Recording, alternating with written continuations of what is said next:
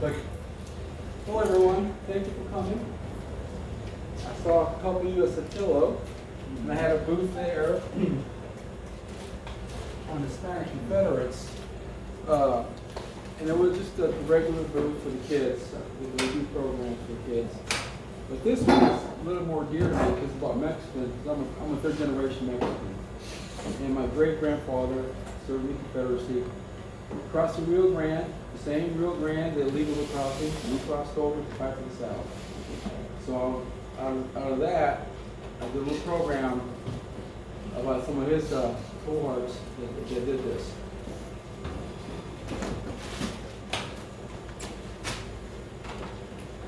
Hello, my name is Richard Luna Garcia. I'm a third generation Mexican American. I'm the great grandson of Private Andres Torres Rodriguez of the 8th Texas Infantry. I'm the Tennessee Division First Lieutenant Commander, and I am the commander of the 8th Group Invincibles 1685, and I am also a reenactor of the 38th Mississippi Infantry. My direct ancestors come from South Texas, primarily Crystal City, Eagle Pass, and San Antonio, and other cities within Zavala, Maverick, Webb, and Bexar counties, bordering Coahuila, Mexico. Thank you for this opportunity to present information on 11 Rio Grande Tejano Confederates. First, I would like to divide some words. A Tejano is a Texan of Mexican ancestry. Hispanic is an American term to describe any resident of the United States of any racial background, of any country, and of any religion as at least one ancestor to the people of Spain, Mexico, Puerto Rico, Cuba, Central or South America. A vaquero is the Spanish word for cowboy, horseman, or cavalryman. A unionista is a union sympathizer or a union soldier. Reflect back with me today for some of your ancestors who were present.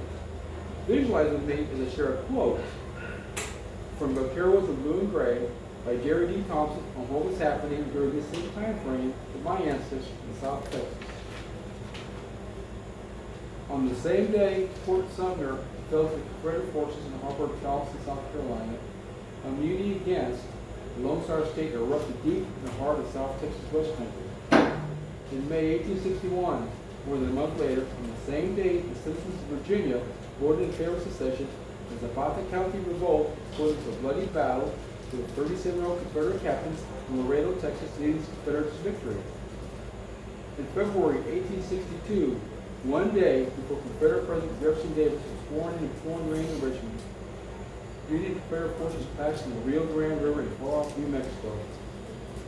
In March 1864, 9 days after General Ulysses S. Grant was commissioned Lieutenant General and given command of the armies of the United States, the Confederate commander from Laredo courageously defeated Union force, attempting to seize control of Laredo because of Texas cotton trade. In early May 1865, 1 month after Abraham Lincoln fell to an assassin bullet at Fort Cedar in Washington, Union and Confederate forces clashed in the lower Rio Grande Valley. After a bloody battle, the Confederates were victorious. That leader was Colonel Jose de los Santos Benavides. Texas declared secession from the United States of America on February 1st, 1861. Joined the Confederate States on March 2nd, 1861, after replacing his governor, Sam Houston, when he refused to take the oath of allegiance to the Confederacy. The New Orleans-born Lieutenant Governor Edward Clark was then sworn in as Governor of Texas. After Texas passed the ordinance of secession, the state government appointed 4 men as commissioners of public safety to negotiate with the federal government for the safe transfer of military installations and bases in Texas to the Confederates. Those men were Land Baron Samuel A. Maverick, Thomas J. Devine, San Antonio attorney, Dr. Philip N. Luckett, who attended West Point and he was Quartermaster General and Colonel of the 3rd Texas Infantry, former U.S. Army General David E. Twiggs, a Georgia native. They met on February 8, 1861 to arrange to surrender federal property in San Antonio, including the military stores being housed in the old Alamo Mission. As a result of negotiation and to avoid a bloody confrontation in the streets of Laredo, Twiggs delivered his entire command and army property worth $1.3 million to the Confederacy, an act that brought cries of treason throughout the Union. Almost immediately, Twiggs was dismissed from the U.S. Army by President Buchanan for treachery to the flag of his country. Shortly afterwards, he accepted a commission as general in the Confederate Army, but was so upset by being branded a traitor, he wrote a letter to Buchanan, stating the intention to call upon him for a personal interview, which back then was a common phrase to fight a duel. Future Confederate leader Robert E. Lee was still a colonel in the U.S. Army and commandant of the Texas Military Department was in San Antonio at the same time. When we heard the news of surrender to Texas authorities, he responded, "Has it come so soon as this? In Texas, there is a war within a war. Texas versus Texas, Mexican versus Mexican." Over 70,000 sons of Texas served in the Confederate Army, and Texas regiments fought in every major battle throughout the state. The state furnished the Confederacy with 45 regiments of cavalry, 23 regiments of infantry, 12 battalions of cavalry, 4 battalions of infantry, 5 regiments of heavy artillery, 30 batteries of light artillery. The state also maintained its own expense and additional state troops that were for home defense against horrible Indian hostiles, the Comanche, the Apache, the Tonkawa, and the Kiowa tribes that were raided throughout South Texas across the Rio Grande to northern Mexico. No greater tribute was ever paid to the Texas fighting men than the one that came from Robert E. Lee. "Never mind the wagonness," Lee said with a smile. "The enemy never sees the backs of my Texans." It has been estimated that there were 12,000 Hispanics in serving ranks of the Confederacy. They served as officers, ship captains, sailors, marines, musicians, teamsters, spies, clergy, politicians, artillery, infantry, cavalry, and blockade runners. Of those 12,000, there were 2,500 to 3,000 Texan Mexicans, or Tejanos, who were in the Confederacy. Mexicans who fought for the Confederacy outnumbered Mexicans who fought for the Unionistas by a ratio of 3 to 1. Many Tejanos who enlisted in the Confederate Army saw combat far from home. A few who joined John Bell Hood's Texas Brigade fought in the battles of Seven Pines, Chickamauga, Cold Harbor, Gaines Mill, Manassas, Sharpsburg, Fredericksburg, Gettysburg, the Wilderness, and Appomattox Courthouse. In addition, other Tejanos from San Antonio served in General Hiram Bradbury's Brigade, 6th Texas Infantry, also known as the Alamo Rifles, and fought in several eastern campaigns: Chattanooga, Chickamauga, Atlanta, Franklin, and Nashville. Tejanos who enlisted from San Antonio to Eagle Pass and the Fort Clark area joined John R. Baylor's 2nd Texas Mounted Rifles. They marched across the desert of West Texas to secure the Mozilla Valley and New Mexico territory. This battle resulted in Confederate victory, establishing Tucson as the capital of the Western District of Confederate Arizona Territory. 50 miles northwest of Tucson, the Battle of Chanco Peak was the westernmost battle in the war between the states. Tejanos were military units when Jefferson Davis appointed Colonel Henry Hopkins Silver to the Confederate Army of New Mexico to lead an expeditionary force from Texas to seize the New Mexico territory and to seize the silver mines in Colorado territory. Their intent was to move into California to capture harbors, ports, and gold mines. This was the most ambitious Confederate attempt to establish control of the American West to open additional theaters of war. On the screen is an extensive list of all the units that Tejanos were in. Tejanos were these units quite possibly fought alongside your ancestors in the Battle of Shiloh, Nashville, Franklin, Murfreesboro, Knoxville, Chickamauga, and Atlanta. So, our work by Carl J. Bonnie Boston was really war sketch published in Hartford Weekly. It depicts the Army Confederate troops in Los Morris Creek and Fort Clark, Texas. From the sketch, Tejanos soldiers can be seen opening supply boxes, taking from the stolen music-covered wagon. They're hauling wood, drawing water, smoking cigarettos, doesn't have it in it. We can pass their local whiskey. And you can see, can you go back? You can look at the picture. When I was doing research for this,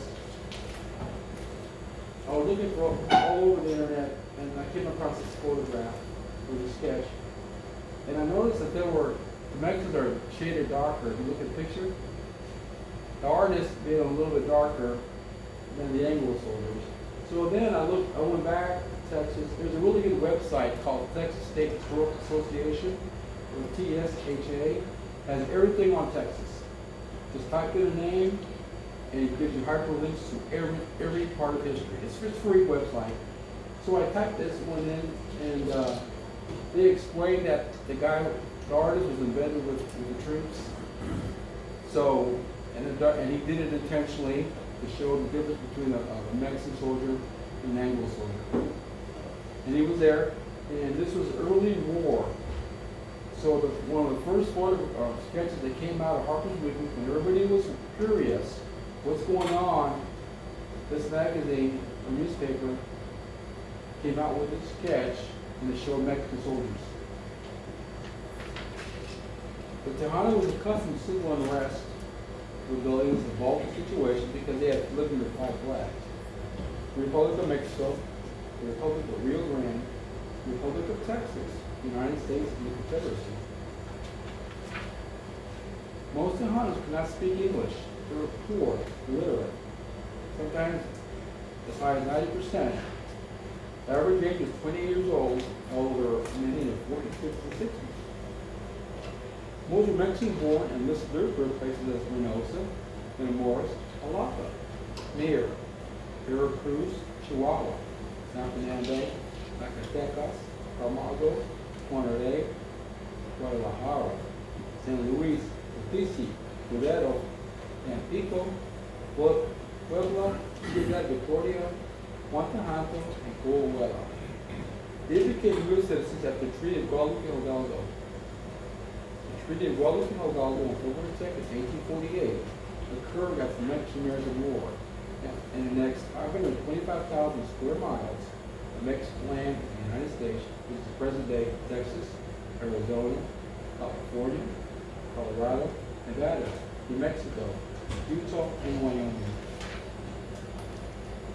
In addition, some Tejanos were wealthy land and slave owners and highly educated. For example, Frederick Captain Jose Angel Navarro Jr. was born in San Antonio. He received a Bachelor of Law degree from Harvard University, and he joined the 8th Texas Infantry. Another example, Frederick Captain Emmanuel Shirley II was a Texas school teacher and a scholar. He served in the 3rd Texas Infantry. The Tejano soldiers were famous for horsemanship and preferred cavalry over infantry. They were acclimated to and knowledgeable of this terrain, and most Tejanos came from Red, Bexar, and Frisco counties, Texas. What type of uniforms did they wear? The yellow gilt braid and brass buttons of fancy cavalry uniforms were seldom seen on Tejano horsemen. Sometimes officers wore uniforms trimmed with a braid, but the battle soldiers seldom had fancy little stripes and cavalry hats. They wore southwestern style frontier clothing that was a diverse mixture of uniforms. Cavalrymen prefer the butternut colored clothing or the gray flannel material produced in penitentiary Huntsville. Butternut uniforms made from jute-type fabric outlasted the flannel, especially in the jackets and pants. Riding and marching to the turkey dish with brush cooking to quickly rip soft and shreds. The Army should have the like supplies with the choice of the individual. As came in the types of clothes, and most houses wore white wood hats, palm fiber, fur, velvet cloth. Infantry and cavalry alike wore western with white brim hats. The volunteers in San Antonio, the Lower and Western River, and the Rio Grande frontier were partially Mexican sombrero. Colors varied from black to brown, light gray, and sombrero protected from intense rain and sun in Texas. If you notice, I have 3 sombreros over there. There's a palm fiber. It's a pretty cool hat. This is about 16 years old. It's my dad's. I called them I've been trying to grab this hat since I was a kid. And about 3 years ago, I called him and asked him, Dad, can I have the hat finally? I know what's in the closet in the back. You know, all the stuff's in the back of the closet. He goes, you're lucky because I was going to take it to the Mexican restaurant and trade it for dinner. Me and your mom, he goes, so when you come, I'll save it for you. So I finally got there and I took it in the airport. It's like this. Walked it in. And so I approved it. Part of the program. So this is more of a dress here. Small sombrero. So this is my dress uniform. Felt hat. This is a pretty cool hat too. And this is the Sugarloaf. Wool hat. This was a Sugarloaf. I just changed the style. But this is a cool hat too. And the same Sugarloaf because in Mexico they sell sugar shaped like this. So they named after Sugarloaf. That's what I call the Sugarloaf.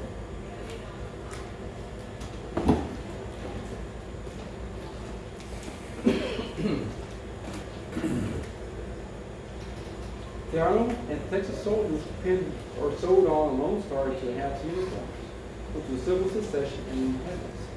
This gave them a proud and fearless look. These star was also very popular with a lot of Mississippi soldiers and other units throughout the Confederacy.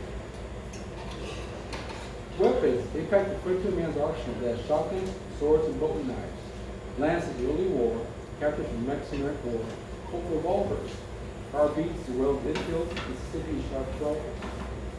This photo depicts a charge of the 5th Texas Mounted Volunteers, who are armed with 9-foot-long wooden lances, tipped 12-inch long and 3-inch wide, steel blades, the Battle of Val Verde in New Mexico territory. This was the first and last lance charge in the war. These men were asked to furnish their own horses, 2 suits of winter clothing, a bowie knife, a double-barrel shotgun, and a 6-shooter. In return, they received $150 a year for the man, $150 a year for the horse. The muster card provided the soldier's rank in his unit. The soldier attended his age, enlistment date, and other vital information. However, some Tejano muster rolls included a description of the soldier, noting that they were small in stature, being 5'1" and 5'2", and no one over the height of 5'8". These men were known not only for the age, but the color of the skin, the color of the hair, thickness of the whiskers, and if the hair was thick, curly, or straight. Many of these men's names were misspelled because of language barrier. If you look at my great-great-grandfather's muster cards, I have 8 of those cards, and I have 3 up here. His muster dated 1862, and he sent it home by J.M. Penaloza, Tejano captain in the 8th Texas Infantry. He was 28 years old. Physical description is 5 foot tall. He had gray eyes and dark hair and dark complexion. His birthplace and occupation states that he was born in Mexico and years later. There were more than 300 Tejanos from Refugio and Bexar County to join the 8th Texas Infantry. The 8th Texas Infantry Battalion of the Confederate States Army was organized by Alpha Mamadou College in Refugio County on May 14, 1862. Later became known as Hobby's 8th Texas Infantry Regiment. It contained 1 cavalry, 4 infantry, and 5 artillery companies. They served in the Trans Mississippi Department. 2 companies, commanded by Captain Jose Penaloza and Captain Jose Navarro, were almost entirely Tejano and spoke only Spanish. Hobby's 8th Texas Regimental flag bearers at St. Andrew's Cross, has 12 stars in a red field representing the Confederate States, and 1 lone star in the middle representing Texas independence and secession. And I have a replica from Hobby here. You guys look at. This is how the flag will look out in the field. Isn't that pretty cool looking flag? Mm-hmm.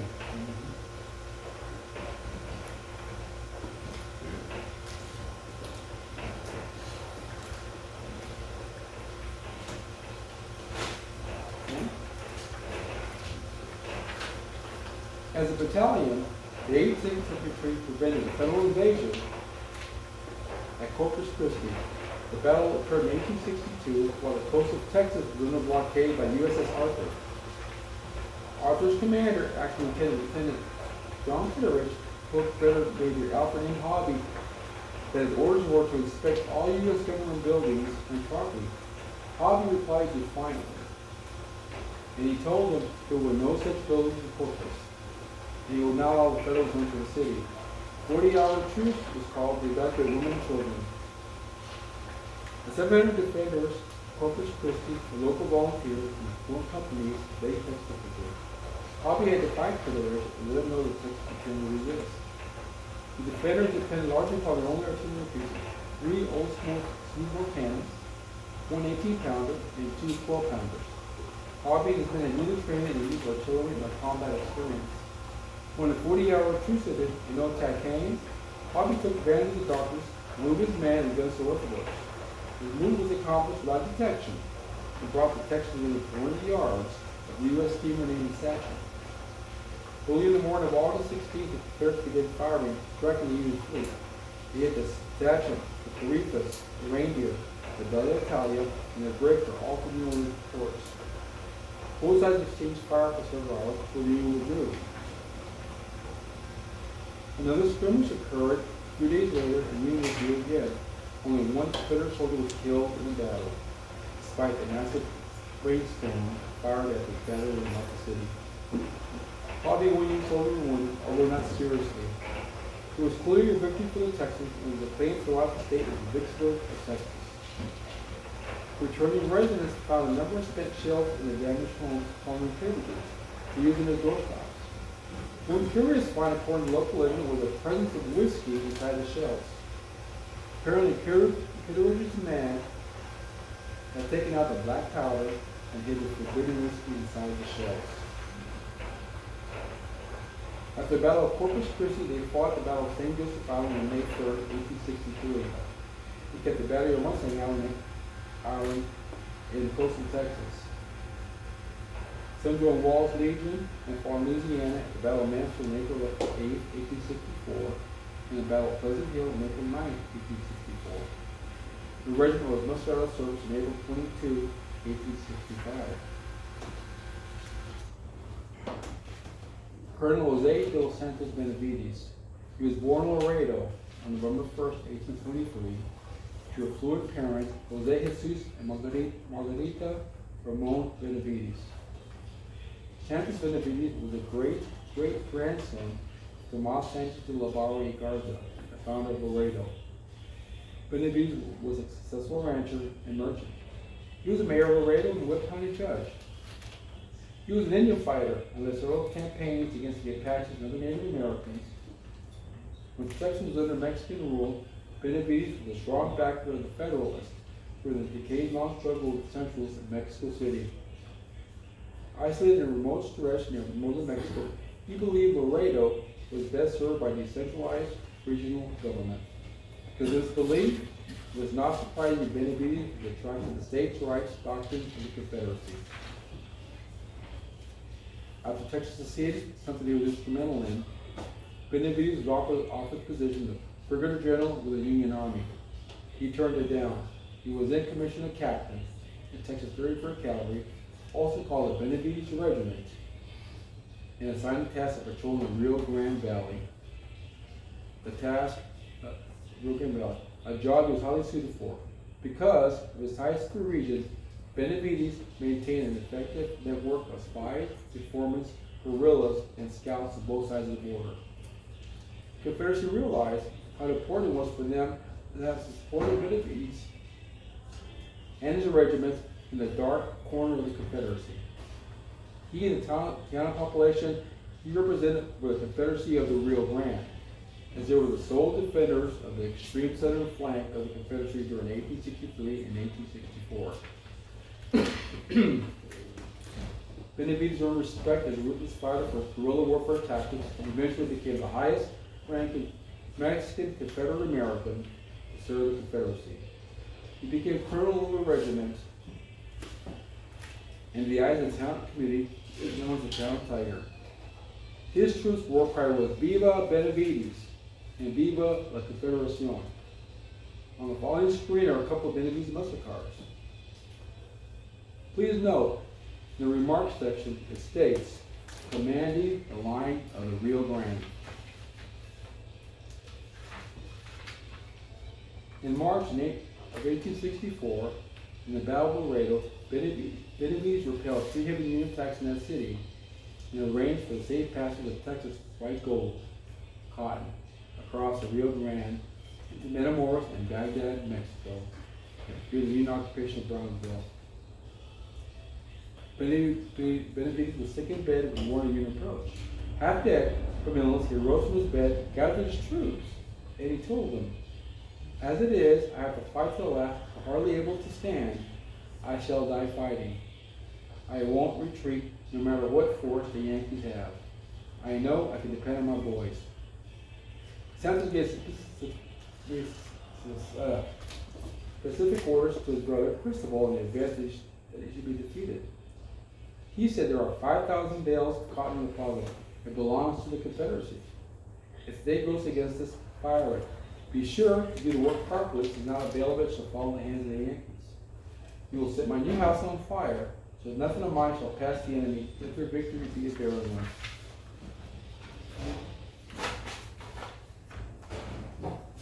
3 times the Yankees charged. An eyewitness reported that Benavides and his men fought with coolest bravery. That battle lasted about 3 hours. Benavides reported that the Bluecoats were repulsed by the vigorous fire of my gallant men. By nightfall, the Unionist forces retreated back into the mesquite. There was no casualties on the Confederate side. Think about this. Research indicates that cotton was selling for $100 a bale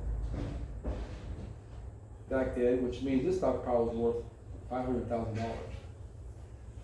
Inflation calculators reveal $100 in the 1860s is equal to roughly about $3,000 by today's standard.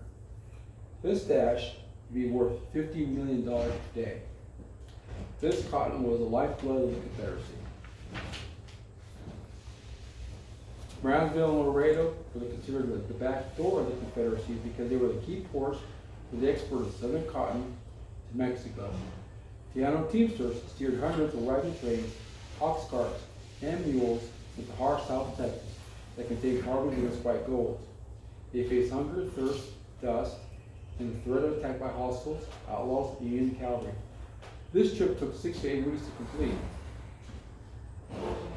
Texas is the only Confederate state with an international border. The cargo was carried over a pontoon bridge across the Rio Grande and loaded into Mexican and European flagships that could safely pass the Union ship's blockade. This became crucial to obtain war supplies. Texas became the reigning cotton market in the world. As a result, the Confederate government created a Cotton Bureau and a Bureau of Foreign Supplies within the Trans-Mississippi Department, for the sole purpose of acquiring cotton to be exchanged for foreign supplies. By the end of the war, more than 320,000 bales of cotton were sent across the Rio Grande. In response, Lincoln sent over 6,000 Union troops to dismantle the Confederacy's source of income. In Matamoros and Baghdad, Mexico, Mexican merchants, speculators, and brokers purchasing cotton that was bound from Mexican textile mills. The cotton was placed on vessels headed for foreign markets such as France, Havana, Liverpool, and Dublin. But also it was headed to U.S. ports such as Philadelphia, Boston, Providence, and New York. Due to the heavy Union blockade, everything that could be used by the Confederate Army was brought into Texas from Mexico. The Confederates received few war supplies, especially at the defeat of Vicksburg and when Texas became isolated from Richmond. They received a variety of supplies such as infield rifles, percussion caps, black powder, food and tobacco, clothing, medical supplies, and various dry goods. The Confederate government even received their engraving tools and materials for Confederate currency and documents to the Mexican border. One manifest taken from the steamer in Lowburg showed it carried 14,000 infield muskets, 5 million caps, 2 million cartridges, and 156 revolvers. Another steamer in the Willow Wisp carried 46 kegs of powder and 89,000 percussion caps. Mexico was to the south as what New York was to the north. As you can see from the Cotton Route map, the 33rd Texas Cavalry protected over 700 miles scorched desert to deliver cotton to Mexico.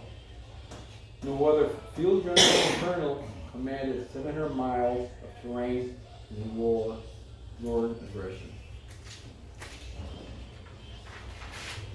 Benavides' main enemy was a guy named, was a Mexican rancher, politician, and guerrilla named Juan Cortina. He was the owner of a large ranch in Brownsville, Texas. Cortina fought against the U.S. during the Mexican War. He boasted that he had permission from Mexican President Benito Juarez, enabling him to fight against the Confederates. When federal forces invaded South Texas in 1863, Cortina sided with them and offered his services to Union General Nathaniel Banks. Cortina recruited outlaws, political refugees, and deserters from both sides of the border. The Union benefited from Cortina's raids as they forced the Confederate command to keep troops in Texas rather than send them to do battle in the East. These men were paid in pesos of gold and given land in Texas for their services. In May 1861, Tejano Unionista residents in Zapata County revolted against Confederate authority. With Cortina's support, they marched in the village of Carrizo, Texas, to execute Confederate officials and Confederate civilians. At Henry Remond's ranch outside the village, Benavides counted to Cortina's men, driving them back into the Rio Grande River. In an ode to Confederate command, Benavides showed his ruthless side. He said, "I particularly order my men not to arrest any of the bandits, but to kill all that belong to their hands." Benavides finally reported, "Consequently, I have no prisoners." As a reward, Edward Clark, the governor of Texas, presented him with a great pistol and a rose. "I am happy to believe in your hands that it will always be used in defense of your country and prove an instrument of terror and destruction to our enemies." This led to ongoing border conflict between the Confederate Benavides and Texas, units supporting Cortina. It provoked Benavides not hesitate to pursue his enemies across the border and attack them. An example was Octaviano Zapata, a Mexican bandit, who received U.S. consular support from Leonard Pierce in Matamoros, Mexico. Zapata boasted he was promoted to the rank of colonel by Union authorities, and he was the emissary of Lincoln government. After attacking Confederate supply trains and displaying a U.S. flag in the process, his war cry was, "Que viva la Union, long live the Union." His raiding party was referred to as the First Regiment of Union troops. After the raids, he fled to Mexico and thought he was safe. Benavides tracked him down. In 1863, in the Mexican town of Mir, Benavides surprised the Zapatista camp and dispersed them all. All Zapata's lieutenants were killed. Zapata fired his pistol in. To the end, a skull bashed in with a rifle butt. Among Zapata's personal effects were found 2 letters stating he had been overwhelmed by the Confederates and forced to attach himself to the American Union. Benavides had little doubt the letters implicated U.S. Consul Leonard Pierce, the recruitment of Mexicans and enlistment of Union sympathizers to form the nucleus of the Texas Union Cavalry, Nathan P. Banks' Army of the Gulf. The original flag for Santos Cavalry was the Second National Confederate flag. After the war, he continued mercantile and merchant endeavors. He remained active in politics, serving in the Texas legislature. He died in Laredo in 1899. With 100 documented victorious battles, he was never defeated. He will be remembered as the highest ranking Tejano and the most respected military leader in Texas, in the command of the line of the Rio Grande. Benavides' guardian presence was vital to the defense of Texas during the war. As the war progressed, he made federal invasion more daunting and more doubtful of success. Santos' brother, Cristobal Benavides, was a cattleman with a sizable ranch. He enlisted as a sergeant and was promoted to the rank of captain. He commanded the company's brother's regiment. He fought with his brother to defend Laredo. He served under Colonel John S. Ford in the 1864 Confederate Rio Grande expedition to drive Unionist forces out of the lower Rio Grande Valley.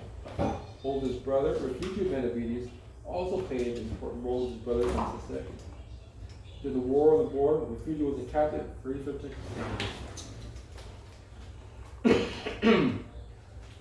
Confederate Colonel John Ford said the Benavides family broke ground in favor of secession and did the Confederacy an immense favor by declaring for Jose Rafael de la Garza, an ancestor of mine. He's a Tejano landowner and a Confederate officer. He was born in 1838 in San Antonio to Jose Antonio de la Garza and Maria Josefa Menchaca. His father was one of South Texas' most important landowners, who was the first in Texas to coin money and the first to use the famous Lone Star as an emblem.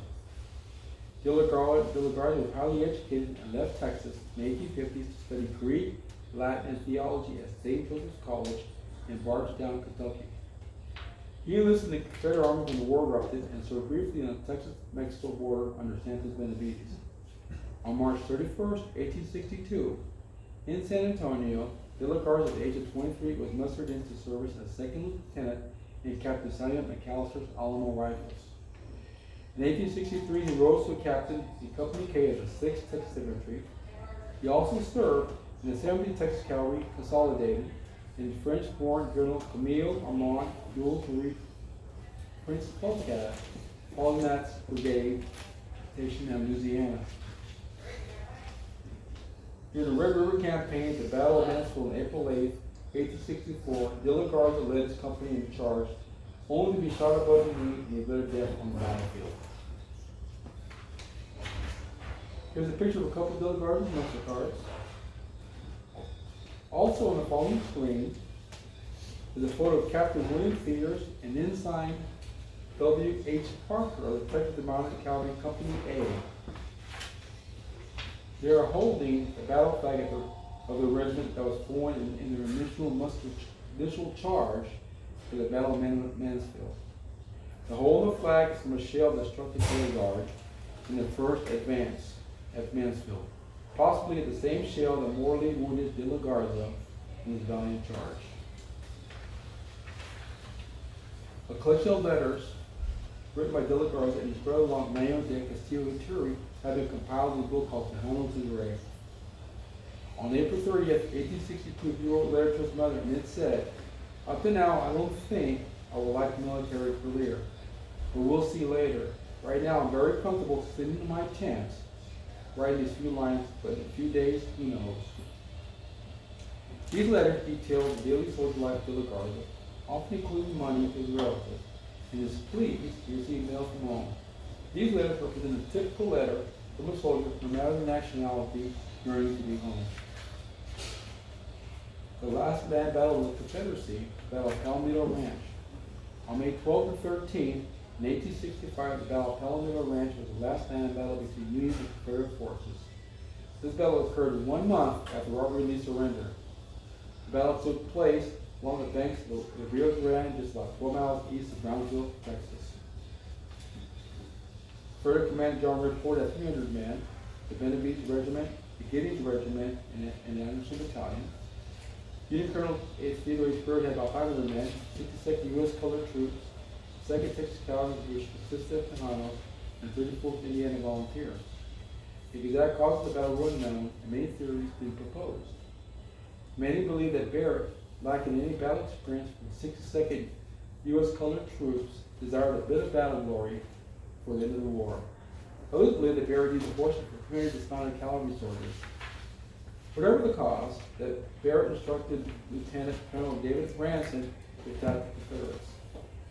The Union invaders and the Confederates in Texas were aware of the surrender of the Confederate Eastern Armies on April 9. 10th Benavides Regiment and the other Confederates remained resolute as their commanders to continue the war for independence on Texas soil. The battle was considered a Confederate victory, but there was little to no gain to the battle. Casualty counts are unreliable and estimated about 3 deaths on each side, while Union forces were captured by the Confederates. It is thought that many Yankee deaths were caused by drowning in the Rio Grande, while others were attributed to artillery fire from Mexican and French border guards on the Mexican side. Trans-Mississippi General Kirby Smith formally surrendered Texas on May 8, 1865. 1 month after Robert E. Lee surrendered to Ulysses S. Grant, the war ended for 10th Benavides, 2 courageous brothers, and the Tejanos of Lone Star State. The Tejanos had been one of the first to take up arms for the Confederacy and were among the last to surrender. Even in defeat, such dignity, honor, and pride abound in these Tejano soldiers. In the words of late SED compatriot and author Donald Rosales in his book called Confederates, our ancestors were brave men and women who were not afraid or ashamed to fight for the proclaimed independence. We have no reason to let them look down from heaven and be ashamed of us for not preserving the memories, history, and Confederate symbols. These symbols must be kept clean from those who in absolute ignorance, racism, and segregationist hatred deemed to use them to divide America and for other nefarious purposes and deeds. Their spirits linger here in every valley, in every glen, on every hill, in every mountaintop, in every swamp, and in every forest. They linger in places like Gettysburg and in fields known but to them and God. Thus, let the battle flags fly, let them once again catch the wind, is the least we can do for our dying dead. You, the Dixie, Dos Pediga Dixie, August Dixie. And the Viva la Confederación, long live the Confederacy. I want to thank Timothy for running the PowerPoint. She's the OCR chapter member in our camp and UGC chapter member. If it wasn't for her, I wouldn't have a PowerPoint.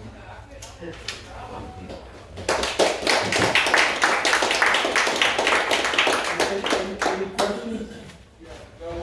What was Mexico's official stance as far as the Union and Confederacy was concerned? Or did